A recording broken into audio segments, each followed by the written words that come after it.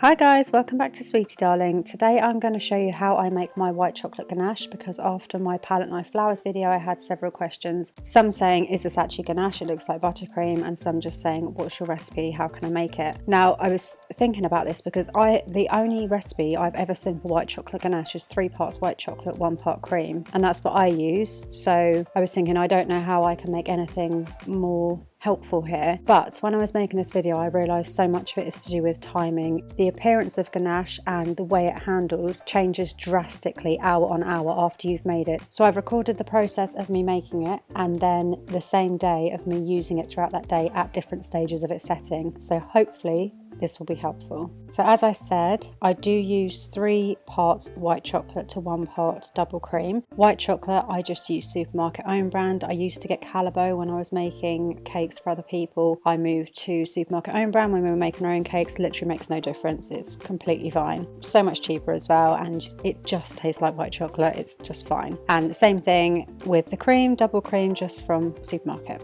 Now the quantity I make is 1800 grams of white chocolate to 600 mils or 600 grams of double cream. Obviously you can scale this down, you will need to melt it for less time. So once I've added my cream to my chocolate, I just give it a good stir, make sure all my chocolate pieces have some cream in contact with it. And then it goes in the microwave for 2 minutes. When those 2 minutes are up, I leave it sitting in the microwave for another couple of minutes just because there's some residual heat there. So rather than blasting it with heat for more time than it needs, you can just leave it there and it will, soften and melt a bit more without needing to apply any more heat to it. So this is how it looks after its first microwave. It's not hugely different, but everything is starting to soften a little bit. So I just stir it around so there aren't any hot spots before it goes back into the microwave. Then it goes back in for another 2 minutes. Again, I will leave it to sit in the microwave after those 2 minutes are up, just so it can continue to melt. And at this stage it's looking much more melted. So you just want to stir it through and make sure everything is melted. At this stage I did still have some hard lumps of chocolate in there, so I put it back in the microwave for a further 30 seconds. If in doubt, just take your time and do shorter stints in the microwave. It will be worth it to end up with a bowl of good ganache. So this is it after the final 30 seconds. Again, I'm just stirring it through. I try not to stir it too much. If you stir it loads, the oil can split out, but as it sets and you stir it through again, it will come back together. So it's not the end of the world at all, but better to avoid if you can.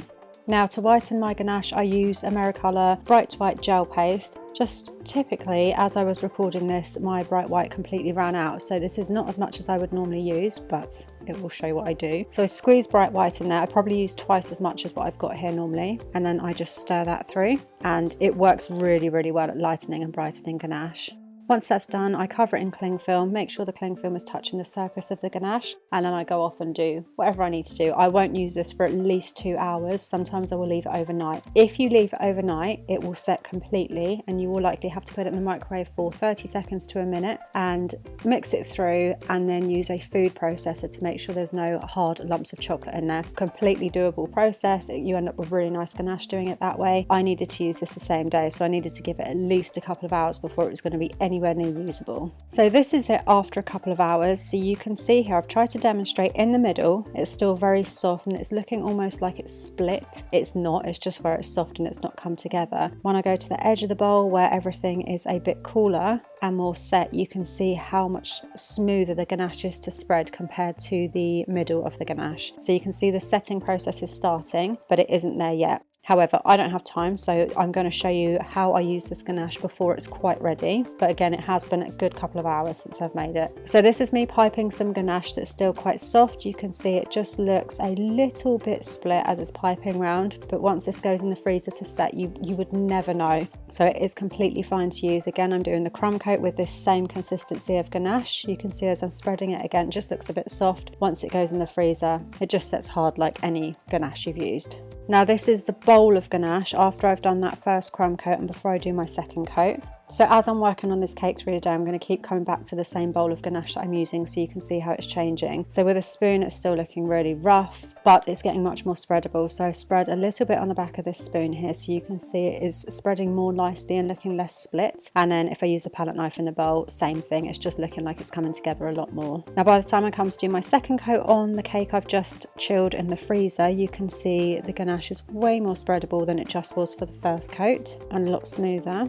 And again, this is the ganache after that second coat. So we're probably a couple of hours on here from where we were previously when I started the cake. So in the bowl, it's spreading much more smoothly. If I lift it up on the palette knife, you can see that it's just looking like really good ganache. Now this next clip of it in the bowl is after I finish this cake completely. So this is the end of the day. I'm probably about 7 hours on from when I first made the ganache. You can see it's set really firm. It's spreading really, really nicely. And I'm just going to take a little bit out and put it on my working board to show you how it works with the palette knife flowers. So when you paddle ganache, you're also pushing out any air bubbles there might be, so you're making it even smoother. So I think where some people thought I was using buttercream previously, that's probably why, because you can get this really, really nice and smooth. So if you're doing flowers, you would be paddling it out. And then I've used my little flower palette knife just to pick some up and just pull the ganache through to make a petal. And you can see that is the process of ganache from the start of making it to about 7 hours afterwards. Okay guys, let me know in the comments if you have any questions about this, but I do hope it was helpful, and I will see you next week. Bye!